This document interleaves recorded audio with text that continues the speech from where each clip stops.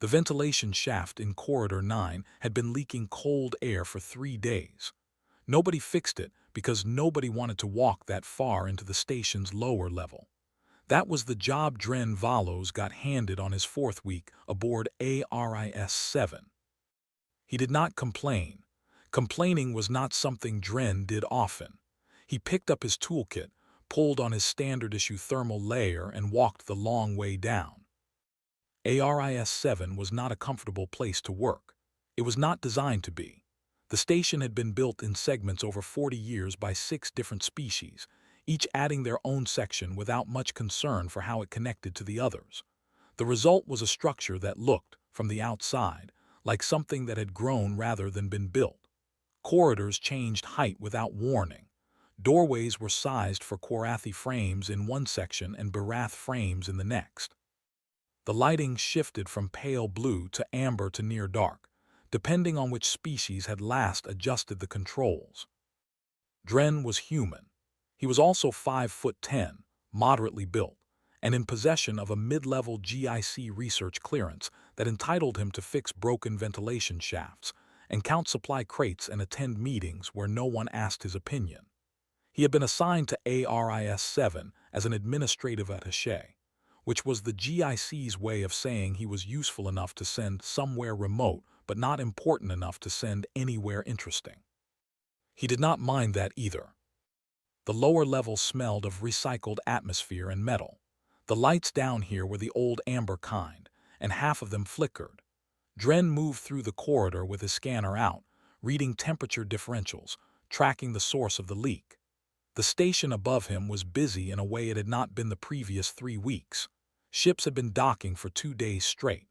Crates of equipment had come through the loading bay labeled with classification markers Dren did not have clearance to read. Officers he had never seen before walked the upper corridors in small, quiet groups. He had heard the name of the project from a Sorathi technician who had said it once, and then looked like he regretted it immediately.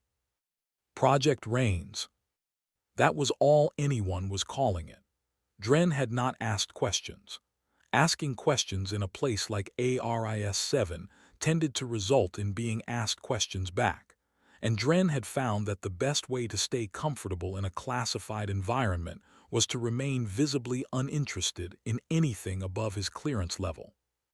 He found the ventilation fault at the junction between Corridor 9 and the sealed maintenance passage that ran along the outer wall of Sublevel 4. A pressure seal had cracked. Simple enough. He got down on one knee and opened his toolkit. The maintenance passage beside him was on the other side of a reinforced wall. He knew, in a general way, that Sublevel 4 was where the station's deep containment cells were. He knew, in the same general way, that one of those cells had been occupied for 11 years and that no one on the station went near it. He had been told this on his first day, in the same tone that someone might mention a fire door or a pressure rating. Matter of fact.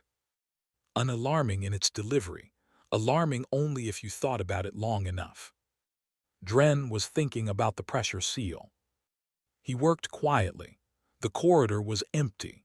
The only sounds were the low hum of the station's power grid and the faint hiss of air coming through the cracked seal.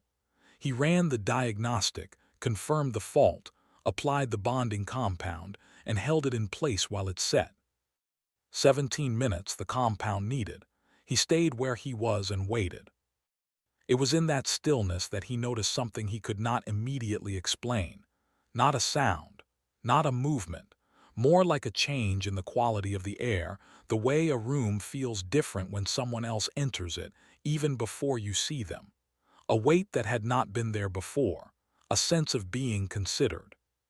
Dren looked up from the wall. He looked at the corridor around him. Empty. He looked at the reinforced wall beside him. Nothing, of course nothing. He went back to watching the compound set. Later, when he filed his maintenance report and returned to his normal duties, he did not mention the feeling. There was no category on the maintenance form for feelings, and it had probably been nothing. Stations made strange impressions on people, especially the lower levels. Especially when the lighting was amber and flickering and you were alone. He did not know that the station's deep monitoring system had logged an anomaly at the exact moment he had been kneeling beside that wall. One pulse of signal from inside the cell. Unclassified type. Duration, less than a second. Origin, the oldest occupant of Sublevel 4, which had not produced a single measurable signal in 11 years. The monitoring log was automatically forwarded to the Project Rain's team. A junior analyst reviewed it, flagged it as sensor noise, and moved on. There were bigger things to prepare for. The activation experiment was scheduled to begin in 4 days. Weapons engineers from 3 species were already aboard. The Council had given its authorization. The Dravathi hegemony had pushed GIC forces back across the Veth corridor, and the GIC was quietly, carefully desperate. They had something in Sublevel 4 that nothing in the known galaxy could match. Something they had pulled from the edge of a dying nebula a decade ago. Something that had dismantled 3 armed warships in the time it took to send a distress signal. Something that had not moved or communicated or done anything at all since being contained, if contained was even the right word. They were going to wake it up. They were going to point it at an enemy. That was Project Rain's. None of them had read the monitoring log carefully enough to notice which corridor the signal pulse had been oriented toward. None of them connected it to the maintenance request filed by a mid-level human attaché named Dren Valos. Why would they? He was nobody. He was here to count crates and fix ventilation seals. He was not part of the plan. Up in Sublevel 4, behind 11 years of silence, and a wall that nothing should have been able to think through, something that had crossed the span of the galaxy and remembered the birth of stars was still. But it was no longer entirely uninterested. The first 8 hours of the experiment produced nothing. Fail, the lead weapons architect from the Sorathi Science Division, had expected resistance. He had not expected silence. There was a difference, and the difference mattered. Resistance meant the subject was aware and choosing not to respond. Silence meant either the subject was unaware, or the subject was aware and simply did not consider the experiment worth acknowledging. The second possibility kept Fail from sleeping well on the night between Day 1 and Day 2. He ran the stimulus sequence again on the morning of Day 2. Psionic broadcast at 3 frequencies, chosen because one of them had successfully triggered aggression responses in 7 other Apex-class predators. Resonance fields tuned to the biological signatures recorded during the original capture, 11 years ago. A chemical compound dispersed through the cell's atmosphere, designed to simulate threat markers. All 3 at once, sustained for 6 hours. In the monitoring room above Sublevel 4, a team of 12 scientists from 4 species watched their equipment and waited.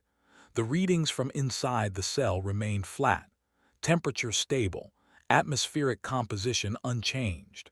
No movement, no signal. Fail stood with his hands behind his back and watched the screens with an expression that nobody on his team wanted to ask about.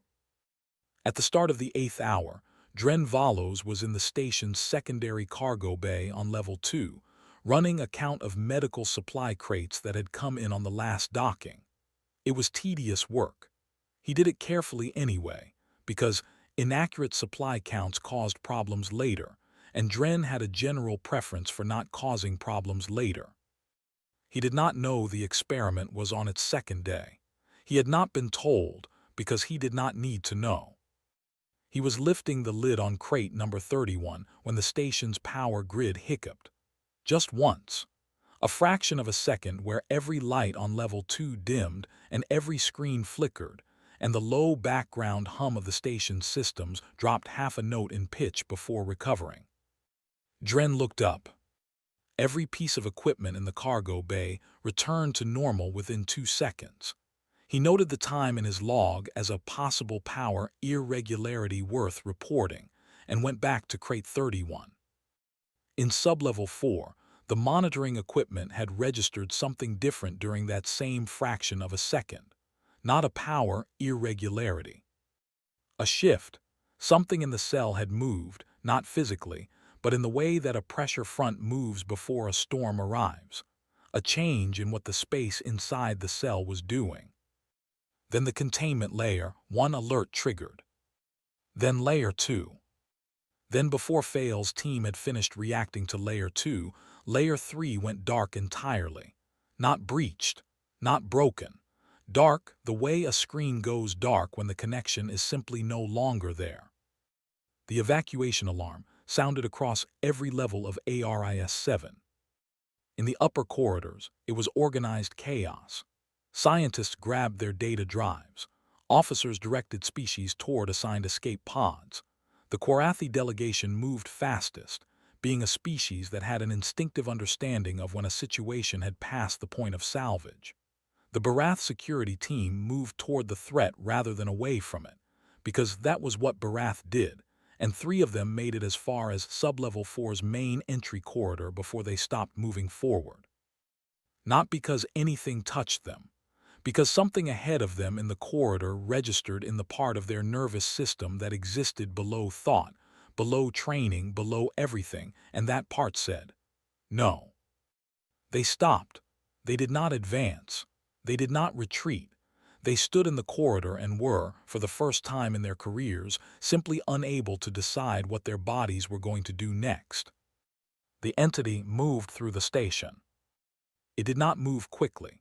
There was no urgency in how it traveled through the walls and corridors of ARIS-7. Every species that glimpsed it experienced the same immediate physical response, a drop in body temperature, a cessation of voluntary movement, a sensation of being looked at from multiple directions at once. A Velenti researcher fainted in the level 3 stairwell. A Sorathi engineer pressed himself against a wall and stayed there, eyes closed, until the feeling passed. 2 Korathi who had not yet reached the escape pods sat down on the floor of the corridor and were found there 20 minutes later, unhurt, unable to explain clearly what they had experienced. The entity was not hunting. Anyone watching its path through the station could have understood that, if they had been able to watch without their higher cognitive functions shutting down as a protective measure. It moved with the deliberateness of something that knew exactly where it was going. Dren Valos, in the secondary cargo bay on level 2, heard the evacuation alarm. He looked up from crate 31, heard the alarm, and reached for his communicator to find out which evacuation route applied to his current location. His communicator showed no signal. The cargo bay was in a known dead zone for internal communications. He had noted this during his first week, and had meant to report it, and had not gotten around to it yet. He stood up and moved toward the cargo bay door to head for the nearest corridor and find a directions panel. He opened the door. The entity was on the other side of it, not close, 20 feet down the corridor, moving toward him, or not toward him exactly, moving in the direction of the cargo bay, which happened to be the direction he was now standing in. Dren Valos looked at it. Later, he would find it difficult to describe clearly. It was large. It had presence the way that a cliff face has presence, or the way deep water has presence, not threatening in its posture, but enormous in a way that made the space around it feel smaller. It was partially visible and partially something his eyes kept sliding away from, not from fear, just from the limits of what eyes were built to hold. He stood in the doorway. Every reasonable response available to a human being in that situation, running, shouting, closing the door, pressing himself flat against the wall, going entirely still, failed to load. His body ran its own quick check and came back with nothing useful. The alarm was still sounding somewhere above him. The corridor was empty except for him and the thing at the end of it. He said the first thing that came to his mind, which was the thing his mind produced in the absence of any better option. "Are you lost?" It was a quiet question, honest in the way that only accidental questions are honest. He had asked it the way he might ask a confused passenger on a transit platform, a being that had clearly ended up somewhere it had not intended to be and might just need a point in the right direction. The entity stopped. It had moved through the corridors of 11 different stations and vessels over the course of its known history. It had been studied by 37 species. It had been subjected to scans, broadcasts, chemical stimuli, resonance fields, and psionic probes. It had been addressed in 14 different languages by researchers attempting communication, most of them using formal academic protocols and prepared scripts. No living thing had ever asked it if it was lost. The question sat in the air of the corridor. The entity did not answer. It did not have a language in any form that Dren could have received, but it stopped moving.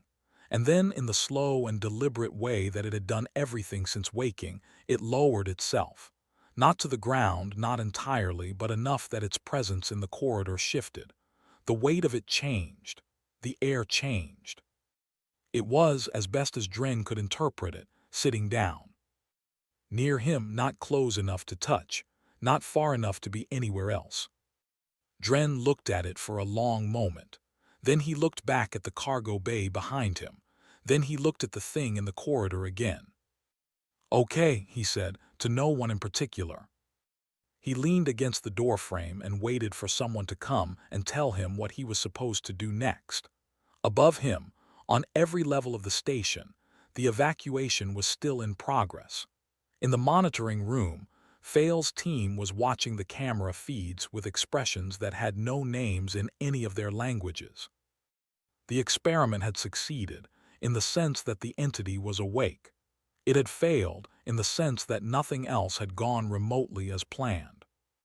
And in the secondary cargo bay corridor on level 2, the most dangerous thing in the known galaxy had just decided, quietly and entirely on its own terms, that it was going to stay close to the one being in the station who had spoken to it like it was simply a traveler who had taken a wrong turn. The first drone they sent, it never made it to Dren. It was a standard GIC security unit, the kind used for safe escorts in low-visibility situations. It rolled into the corridor from the Level 2 eastern access point, its sensors active, its escort protocol loaded. It got within 30 feet of where Dren was still leaning in the cargo bay doorway. Then every system it had turned off simultaneously. Not fried, not damaged. Off, the way something goes off when it is simply no longer permitted to run. The drone sat in the corridor, dark and still, and did not move again. Dren watched it stop. Then he looked at the entity. Then he looked back at the drone. "I think they're trying to get me out," he said, to no one in particular. He had started doing that, talking out loud in a low, conversational tone, mostly because the silence was otherwise very large. The entity did not respond in any way he could measure. It also did not leave. The second attempt was a Barath officer who came in through the same access point, stayed at the far end of the corridor, and shouted at Dren to walk toward him. Dren took 4 steps. The lights between them flickered in a way that made the officer stop and reconsider his options. He shouted that he would be back with a plan, then left. He was not back for 6 hours. By that point, Director Sorval had established a remote command post in the upper-level conference room and was running the situation through long-range relay, having evacuated himself to a secondary vessel at a safe distance with what he considered to be reasonable professional judgment. He did not call it retreating. He called it maintaining strategic command capacity. The relay screen in front of him showed 14 different camera feeds of ARIS-7. 12 of them showed empty corridors and rooms. One showed Dren Valos sitting on a crate in the cargo bay entrance with his toolkit beside him, eating a ration bar he had found in his jacket pocket. One showed the entity in the corridor outside, present in the way that a storm front is present, filling the space without appearing to do anything specific. Sorval had been staring at that second feed for 4 hours. He opened a channel to the GIC Council Assembly and delivered his report. He used precise language. He described the containment failure as a containment transition. He described the entity's current behavior as non-aggressive subject repositioning. He did not describe the part where 3 layers of the most advanced containment technology the GIC had ever built had gone dark as though they had never existed, because he felt the Council would draw their own conclusions about that without him emphasizing it. The council session that followed lasted 9 hours and involved representatives from 11 species, 2 emergency defense committees, and 1 very tired legal interpreter who kept asking everyone to slow down. Options were proposed. The first option, raised by a Sorathi defense representative, was to collapse ARIS-7's outer hull in the area of Level 2 in a controlled structural failure. This would, theoretically, depressurize the corridor section and force the entity into a different part of the station. The representative who proposed this was then asked what made anyone think that worked on something that had walked through 3 containment layers, and the option was quietly dropped. The second option, raised by a Korathi council member in a voice barely above a whisper, was to eliminate the human, remove the point of interest and observe whether the entity disengaged. This proposal was met with silence from most of the council, a sharp objection from the human GIC representative, and a careful non-response from the Velanti delegate that somehow conveyed more disapproval than the objection had. It was not voted on. It did not need to be. The third option, proposed by Council Speaker Thora of the Velanti, was the one they adopted: accept the situation as it stood.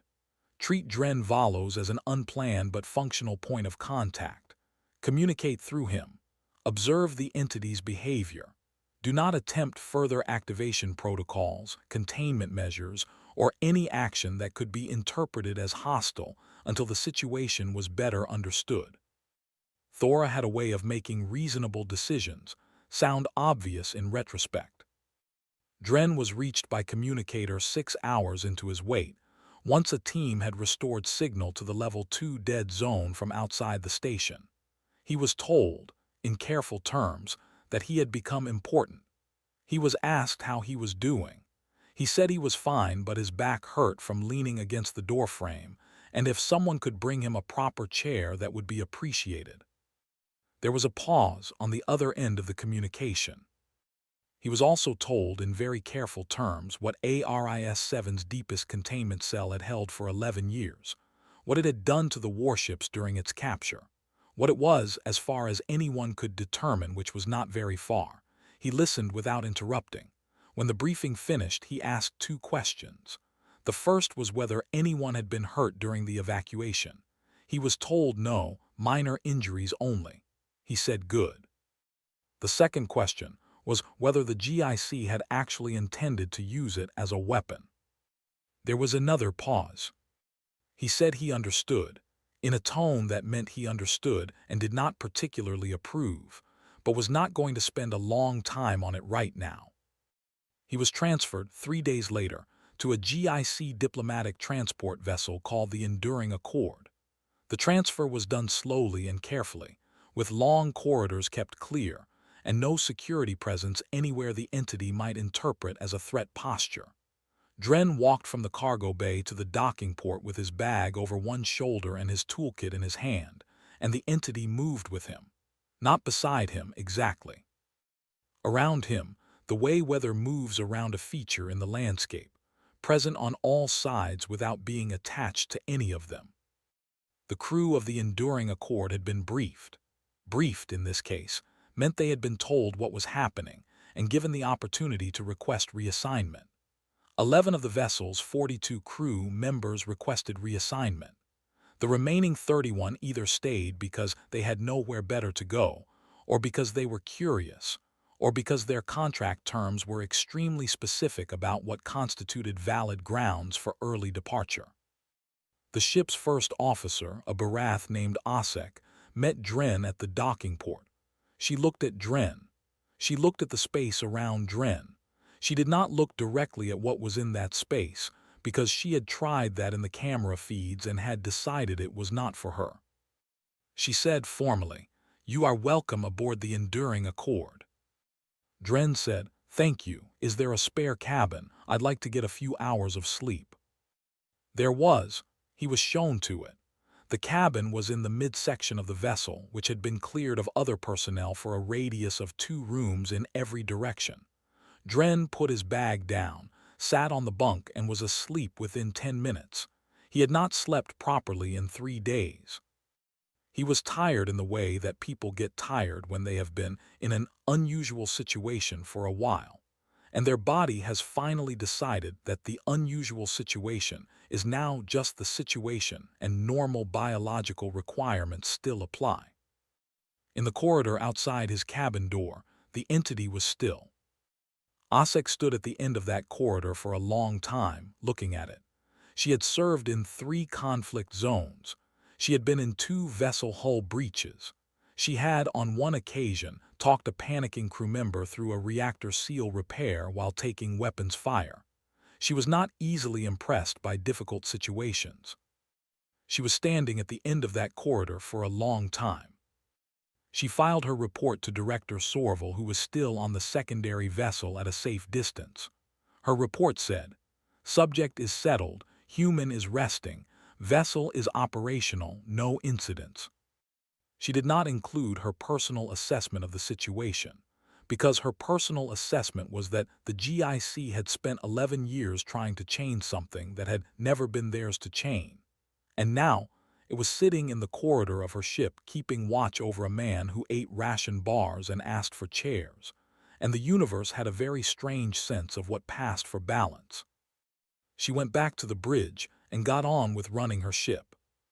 There are places in a war where the mathematics stop working, where you feed numbers into a calculation, and the result that comes back is not a strategy but a verdict. The Veth corridor had become one of those places 3 months before the Enduring Accord arrived there. 3 inhabited planets, 2 contested moons, a GIC defensive line that had been described in official communications as holding. In practical terms, it was holding the way a door holds when the hinges are already pulling out of the frame. Everyone on both sides of it understood what was coming. The Dravathi hegemony had patience, supply lines, and a numerical advantage that did not require them to be brilliant, only persistent. GIC Fleet Commander Ossian had been managing the door for 6 months. He was Barath, which meant he was large, methodical, and constitutionally opposed to anything that wasted his time. He had requested reinforcements 4 times. He had received a partial supply delivery, 2 diplomatic observation teams he did not ask for, and a memo from the Council expressing their full confidence in his command. He had filed the memo in the section of his records reserved for things that were not useful. When he was told that the Enduring Accord would be docking at his command station with a human liaison and what the Council was carefully calling a strategic asset, he read the briefing 3 times. Then he called the Council relay and spoke to Thora directly. He said, "I need to understand what I am being sent." Thora said, "We are sending you the only thing in the known galaxy that the Dravathi hegemony cannot calculate into their projections." Ossian said, "Can it follow orders?" There was a pause. Thora said, "It does not follow orders, it makes choices." Ossian said, "Then it is not a weapon. It is a variable I cannot control, which is the last thing I need in this corridor." Thora said, "Yes, but it is a variable the Dravathi cannot control either." Ossian met Dren at the docking port of the command station and spent 40 seconds looking at him with the expression of someone who has been promised a solution and been handed a person instead. Dren was wearing his standard GIC attaché uniform, carrying his toolkit out of habit, and looking around the command station with the mild interest of someone visiting somewhere new. Ossian said, "Tell me what you can do." Dren said, "I can do supply inventory, maintenance diagnostics, basic administrative filing, and intermediate environmental systems repair. I'm also reasonably good at staying calm in situations that other people find difficult." Ossian looked at him for another moment. Then he said, "That last one may be the only thing that matters." They established a working arrangement, which was the most honest way to describe it. Ossian did not give Dren orders, because Dren was not under his command. He told Dren what the situation was, and Dren listened, and they agreed on what Dren's presence on the command station would involve. Dren would be kept away from active tactical operations. He would have access to common areas of the station. He would notify Ossian if anything unusual happened, by which Ossian meant anything involving the strategic asset, by which they both understood he meant the entity. The entity had come aboard the command station the same way it had come aboard the Enduring Accord, without announcement, without visible entry. It was simply there, in the corridor outside the quarters Dren had been assigned. The command station's personnel handled this with a range of responses that went from rigid professional composure to immediate request for reassignment, roughly in proportion to how far their station was from Dren's quarters. For 2 weeks, nothing unusual happened. Ossian ran his defensive operations. Dren ran inventory on the station's supply stores, found 3 discrepancies in the medical supply count, fixed a water recycler in the civilian sector, and had occasional short conversations with crew members who were curious enough about him to make conversation, and trying not to look at what was behind him when they did it. The Dravathi moved on day 16. It was not a surprising move. Ossian had predicted it within a 3-day window. The Dravathi launched a coordinated strike across all 3 planets of the Veth corridor simultaneously, the kind of operation that required months of preparation, and was designed to overwhelm a defensive line at every point at once before support could be redirected from any single location.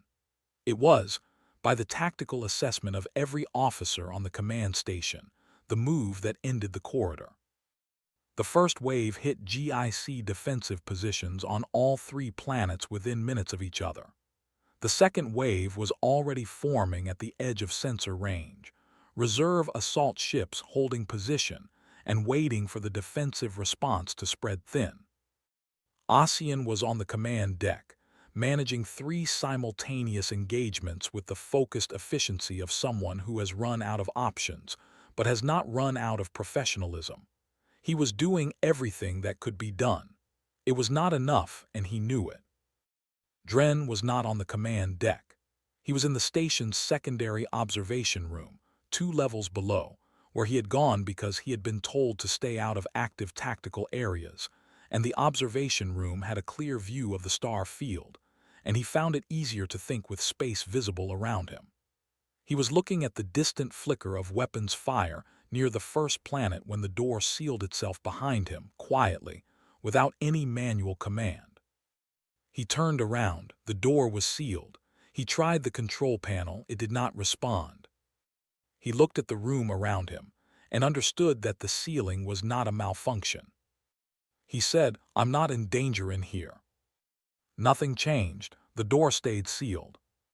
The command deck, 2 levels above, began receiving anomalous readings 20 seconds later. Ships from the Dravathi second wave, which had been holding position at the edge of sensor range, began dropping off the tactical display.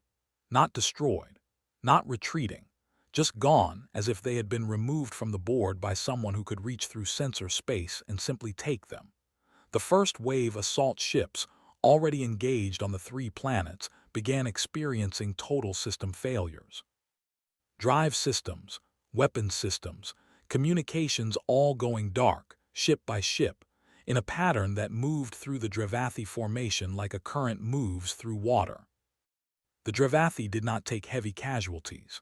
There was no explosion, no sustained weapons fire, no bodies floating in space. Ships stopped working. Pilots found themselves sitting in dark hulls with no control. The formation, which had been precise and overwhelming 30 seconds ago, dissolved into 300 individual vessels with no power and no coordination. The ones that still had emergency propulsion used it to move away from the corridor. The movement started with the ships nearest to whatever was happening and spread outward, quickly, because even without communication systems, there is a kind of information that travels between beings in proximity to something their instincts have no category for. The Dravathi assault fleet retreated. The withdrawal was not organized. It was unanimous. On the command deck, Ossian watched his tactical display update in real time and said nothing for a very long time. His second officer asked him twice if he wanted to issue pursuit orders. He told her no, both times, in a quiet voice that she had not heard him use before. The battle, if it could be called that, had lasted 11 minutes. 2 levels below, the door of the observation room unsealed. Dren tested the control panel, found it responsive, and opened the door. The corridor outside was empty except for the presence that was always there, which was not something he saw so much as something he was aware of, the way you are aware of the ground beneath you. He walked back to his quarters. He sat on the bunk. He thought about what had just happened in a quiet, careful way, the way he thought about most things.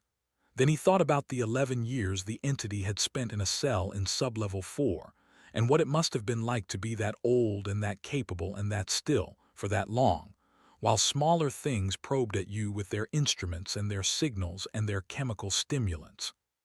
He did not try to thank it. He did not know how and was not sure it would understand the gesture in the way he meant it. He just said to the room, "You didn't have to do that." The room did not answer, but the quality of the air in it changed slightly, in the way it sometimes did, the way that was not warmth exactly but was close enough to warmth that his body registered it as something positive. He lay down on the bunk and stared at the ceiling, and thought that the GIC had spent years trying to build a leash for something that had just made a choice. Those were very different things. He did not think many people on the command deck were going to understand that difference yet, but they were going to have to learn it eventually. On the command deck, Ossian finally answered his second officer's third question, which was, "Sir, what do we put in the engagement report?" He thought about it for a moment. "Put that the defensive line held," he said, "and that we had unexpected support." She looked at him, and the nature of the support. Ossian looked at the tactical display, at the empty space where 300 ships had been. "Write that it was unclassified," he said, "and that further observation is recommended." It was the most honest thing he could put in the report, without writing something that no one in the council was ready to read yet. Word traveled faster than Dren did. By the time the Enduring Accord completed the return journey from the Veth Corridor to GIC Central Space, the story had already moved through 11 species communication networks, arrived at 32 diplomatic stations, been discussed in 6 emergency council subsessions, and spawned a volume of internal GIC memos that, stacked physically, would have reached the ceiling of a mid-sized conference room. Most of the memos agreed on the facts. They disagreed extensively on what the facts meant. The GIC Central Assembly Chamber was a large space that had been designed by committee, which showed.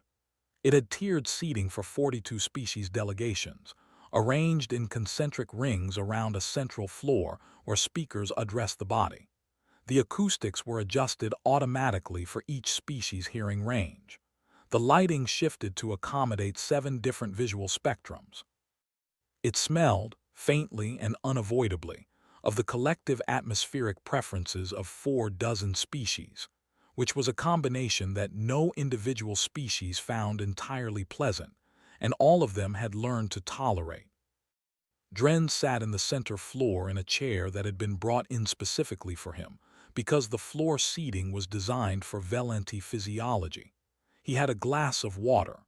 He did not have notes because no one had told him to prepare any, and he had not thought to ask. The session opened with Council Speaker Thora addressing the body in her formal capacity. She was Velenti, which meant she was tall, pale-eyed, and spoke with the kind of precision that came from a species that had been doing interstellar diplomacy for 900 years. She summarized the events of the Veth Corridor engagement in 3 minutes, using language that was accurate without being dramatic. Then she opened the floor. What followed was 3 hours of organized disagreement.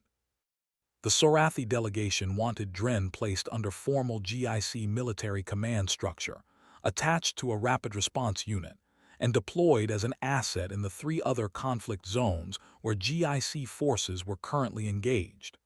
Their representative spoke for 20 minutes and used the phrase strategic resource 14 times. Dren counted. The Velenti proposed something different. They argued that placing Dren under military command, assumed a level of control that the evidence did not support, and that the correct classification was diplomatic intermediary, which would grant him neutral status and protect both him and everyone around him from the complications of formal command hierarchy. Their argument was careful and took only 8 minutes because they had thought it through beforehand. Two smaller delegations, the Ferath and the Quarathi subgroup from the outer colonies, raised concerns about what happened when the arrangement ended. What was the succession plan if Dren died of natural causes? Could the bond be transferred? Could it be replicated with a different human? The Ferath representative asked whether it would be possible to, using their exact words, identify other humans with similar properties. Dren noted this and decided to think about what he wanted to say about it later. The Barath delegation said almost nothing during the session. Their senior representative made one statement, which was that Commander Ossian's engagement report had been reviewed, and that the Barath military assessment was that the Veth corridor defense had been salvaged by a factor no existing doctrine covered, and that new doctrine needed to be written before anyone attempted to build operations around that factor. She sat down. No one had anything useful to add to that, so the body moved on. On the morning of the second session day, Dren received a private meeting request from the Drevathi peace envoy. The Drevathi envoy's name was Sohan. He was shorter than Dren, broad-shouldered, with the dark banded skin markings of his northern home region. He had been on the Drevathi diplomatic staff for 12 years and had negotiated 2 prior ceasefire arrangements, both of which had eventually collapsed, which he mentioned without apparent bitterness as relevant professional context. They met in a small room off the main assembly corridor. No recording equipment by mutual agreement. Dren had been told he could bring an advisor. He had not brought one, partly because he did not have an advisor and partly because he had found, generally, that small rooms with fewer people in them produced more honest conversations. Sohan sat across from him and studied him for a moment with the careful attention of someone who has spent a career reading people and knows the value of doing it properly before speaking. Then he said, "Does it choose or does it obey?" Dren did not hesitate. "It chooses. I don't think it's ever obeyed anything in its life. I'm not sure it knows what that word means." Sohan was quiet for a moment. Then he said, "Our fleet commander's reports from the Veth corridor described it as targeted, focused. The systems that failed first were the ones nearest to your position." "Yes," Dren said. "So it was not protecting the GIC," Sohan said. "It was protecting you." "Yes," Dren said again. Sohan looked at his hands on the table. Then he said, "Our high command spent 3 days arguing about whether this changes the military equation, whether we can account for it, work around it, neutralize the advantage." He paused. "They could not reach agreement, which tells you something." Dren said, "What does it tell you?" Sohan said, "That the only variable no one can account for is one that does not follow a calculation." He looked up. "The Drevathi will seek formal ceasefire terms. I am authorized to say that." Dren said, "I'm not a negotiator. I can't accept that on behalf of anyone." "I know," Sohan said. "I'm not telling you so that you can accept it. I'm telling you because you asked what it tells me, and that is what it tells me, and I thought you deserved an honest answer." Dren looked at him. Then he said, "I think that's the most straightforward conversation I've had since this whole thing started." Sohan almost smiled. "We are a practical people when we allow ourselves to be." The full assembly session that afternoon was slightly less chaotic than the first, because Thora had spent the morning speaking privately with 6 delegations and suggesting, in the measured way that she did things, that the body would benefit from arriving with narrower positions. The result was a session that lasted only 4 hours and produced an actual outcome. Dren was given a title. The title was Unaffiliated Accord Observer, which the legal team had constructed specifically for this situation because no existing title fit. It meant, in practical terms, that he had recognized standing within GIC diplomatic frameworks, could not be placed under military command without his explicit consent, could not be assigned to any operation without his explicit consent, and was under GIC protection in a formal sense that was somewhat academic given the other protection he already had. He was also given a posting, a small frontier observatory station, 3 days of travel from central space, monitoring a quiet region of the outer corridor, light administrative duties, good atmospheric controls, very few visitors. He had asked for it. Thora walked with him to the assembly exit afterward, which was not a thing she typically did. They walked side by side down the wide corridor, and the presence that was always there moved with them, and the other beings in the corridor moved with the particular subtle urgency of people pretending not to notice something while very much noticing it. Thora said, "You could have asked for more.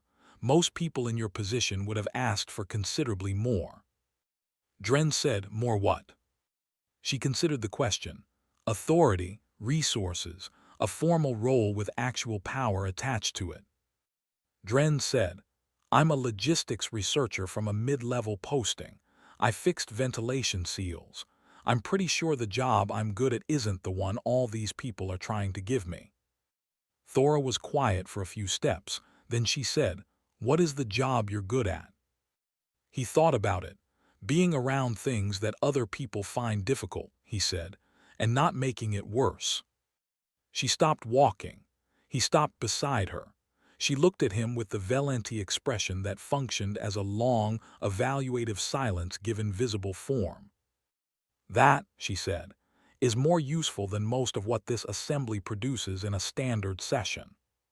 He said he appreciated it. He meant it.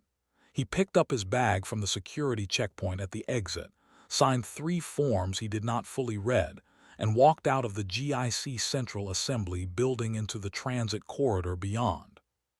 The entity came with him, as it always did, as it had decided it would, as no cage and no code and no calculation had ever been able to make it do for any other reason. Outside the assembly, the galaxy continued its complex, noisy, endlessly negotiated existence. Inside it, a logistics researcher from a mid-level posting walked to the transit platform and checked the schedule for the next vessel heading to the outer corridor. He had a frontier station to get to. He had atmospheric control systems to monitor and supply inventories to run. He had, apparently, a title that meant nothing practical and everything that mattered. He found the platform. He sat down. He waited for his transport with the patient, easy stillness of someone who has stopped being surprised by the shape his life has taken and is getting on with living it anyway. 6 months passed the way quiet months do, not quickly, not slowly, but in the way that time moves when nothing is forcing it to be dramatic. The Frontier Observatory Station was called Bren, which was not a name so much as a designation, but Dren had come to think of it as a name anyway. It was small, occupied by a rotating staff of between 6 and 9 researchers and technicians depending on the season of assignments, perched at the edge of monitored space, watching a stretch of the outer corridor where very little happened and the stars were old, and the light they gave off was the particular deep amber of stars that have been burning for a very long time. Dren ran the administrative side of Bren. He handled supply orders, maintenance scheduling, personnel documentation, atmospheric systems oversight, and a monthly environmental report that he sent to a GIC sub-office that he suspected no one read but filed carefully anyway. He was good at it. He had always been good at the quiet functional work that kept things running. And he found, somewhat to his own surprise, that he was good at it here too, in the unusual circumstance of his current life. The entity was there. It was always there. After 6 months, it had become something the station's small staff no longer consciously tracked, the way you stop consciously tracking the sound of a ventilation system or the hum of a power grid. It was part of the station's texture now. Vast, ancient, present, and doing nothing that anyone could point to as either threatening or benign, just existing in the way that it had always existed, according to its own terms, in whatever passes for companionship in the vocabulary of something that has been alive since before most current species developed language. Dren did not talk to it often. Occasionally, in the evenings when the station was quiet and he was doing paperwork with no one else around, he would speak out loud about nothing important. The status of the supply inventory, a problem he was working through, something he had read in the day's news relay from Central Space, not expecting a response.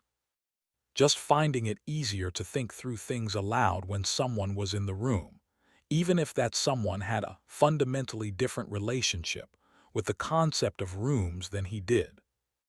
The new staff member arrived on the first supply ship of the season. Her name was Boral. She was young, recently graduated from the GIC Science Division's research program, and had specifically requested a posting at Abren.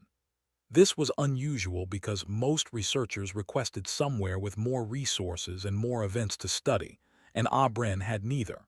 When the assignment office had processed her request and asked her to confirm it was intentional, she had confirmed it 3 times. She arrived with 2 duffel bags, a portable calibration unit, and a detailed research proposal she had spent 4 months writing, which she explained to Dren during the brief intake meeting with the focused energy of someone who has been waiting to explain something for a long time. She wanted to study the entity, not to contain it or direct it, but to understand it. She had theories about its relationship to space, to time, to the things that physicists in her species' history had called fundamental forces, and then revised their thinking on twice already. Dren listened to the proposal. He told her it sounded well thought out. He told her that no one had been able to study the entity directly by any method yet, but that she was welcome to try, and that the most important thing to understand first was that no method she used would work if she was afraid. She said she wasn't afraid. She said this with the confidence of someone who has not yet been in the same room as the thing they are saying they are not afraid of. The next morning she turned a corner in the station's main corridor and found herself 12 feet from the entity. She stopped. Her clipboard dropped from her hand and she did not notice.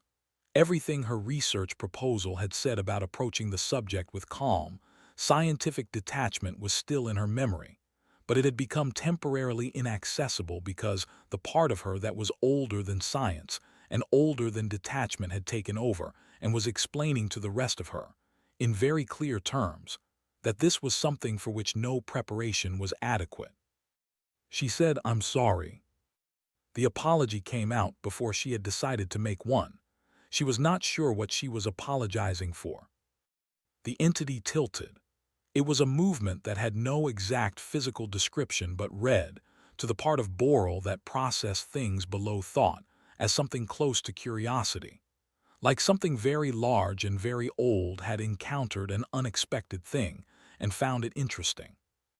From the far end of the corridor, Dren watched. He had known this was coming. He had, in fact, positioned himself at that end of the corridor specifically because he had recognized in Boral's schedule for the morning that this was probably the time and place. He did not intervene. He just watched. Boral picked up her clipboard. She straightened her jacket. She took one breath, slow and deliberate, the way someone breathes when they are asking their body to cooperate with something they have decided to do. And then she said to the entity in a voice that was only slightly unsteady, "I would like to study you, if that's acceptable. I won't try to contain or direct anything. I just want to understand." The corridor was quiet. The entity did not move toward her. It also did not move away. It remained where it was, and the air of the corridor did the thing that Dren had come to think of as attention, not warmth exactly, not recognition exactly, but the particular quality of something very large noticing you and not finding the noticing unpleasant. Boral let out a breath. Then she looked down at her clipboard and started writing. Later, over the evening meal, she sat across from Dren in the station's small common room and asked him the question she had been building toward all day. How did you know it wouldn't hurt you, back on the station, when you first saw it?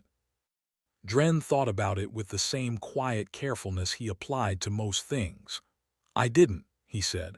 I didn't know anything about it. I just didn't think that was the most important question at the time. Bora looked at him. What was the most important question? Whether it was okay, he said. She sat with that for a moment. Then she said, that's not a scientific approach. No, he agreed. But it worked. Yes. She looked down at the notes she had made in the corridor. Then she said, quietly, mostly to herself, maybe that's what we've been doing wrong. Dren did not answer. He ate his meal and listened to the ambient hum of the station, and thought that she had probably just arrived at something it had taken the GIC's entire research division 11 years to fail to find, in about 8 hours, which was either a comment on her or on the division, and he suspected a bit of both. Director Sorval arrived 3 weeks later. He came unannounced, which Dren thought showed either bad manners or a specific awareness that an announcement would have given Dren time to think of reasons to refuse the meeting. Sorval was thinner than Dren remembered, and something in the precise authority of his manner had been adjusted by the month since ARIS 7. Not broken. Adjusted, the way something recalibrates after being wrong about something important. He sat in Dren's office and explained in careful terms that a coalition of 7 GIC species had authorized a new proposal for what they were calling cooperative engagement protocols regarding the strategic asset. New containment was not the framing. Cooperative protocols was the framing. The practical content when you remove the framing was a set of field generators, a command relay system, and a deployment schedule. Dren listened to all of it. Then he said, I won't stop you from trying. I don't have authority over what the coalition does, but I'll tell you now that it won't work. Sorval said, with respect, you can't know that. Dren said, no, but it knows you're here and it knows why you're here. That's been true since your ship docked. Sorval looked at the wall of the office, which was a plain gray panel with a maintenance schedule posted on it and nothing else. He looked at it the way people look at walls when they are thinking about something they cannot look at directly. The Coalition's technical team had deployed their equipment in the main corridor of Abren that afternoon, working quickly, and with the professional efficiency of people who had prepared for this thoroughly. The field generators were the most advanced containment technology the GIC-7 best engineering programs had produced in the 2 years since ARIS-7. They were, on paper, significantly better than anything ARIS-7 had used. The team lead had said this in the briefing that morning, with justifiable confidence. They activated the system at the end of the afternoon shift. Every instrument read green. Every field registered correctly. Every sensor reported the corridor within expected parameters. The entity was not in any of the readings, not because it had moved, not because it had done anything, because it was simply not participating in the conversation the instruments were trying to have with the universe. It was there Dren could feel it the way he always could, but the instruments were reading an empty corridor, the way a map shows empty land where a mountain has always stood and always will stand, and has simply decided that this particular map does not apply to it. The team lead looked at her instruments. She looked at the corridor. She looked at her instruments again. She said, it's not registering. Nobody had anything useful to add to that. Sorval disbanded the deployment the following morning. He did it without drama, filing the closure report under equipment anomaly, which was the most accurate single phrase available, and said almost nothing about what had actually happened. He came to Dren's office one more time before his ship departed. He stood in the doorway. He did not sit down, he said. I spent 11 years studying it, before you. I want you to understand that. 11 years of the best available science from 6 species. Dren looked at him. He did not say anything. Sorval said, we never asked it anything. We only measured it. He was quiet for a moment. I'm not sure that distinction occurred to any of us. He left. Dren sat with that for a while. Then he went back to the monthly environmental report he had been writing before Sorval arrived, because it was due in 3 days, and the atmospheric calibration data still needed to be cross-referenced with last month's readings. Evening settled over Abren in the way that evenings settle over frontier stations.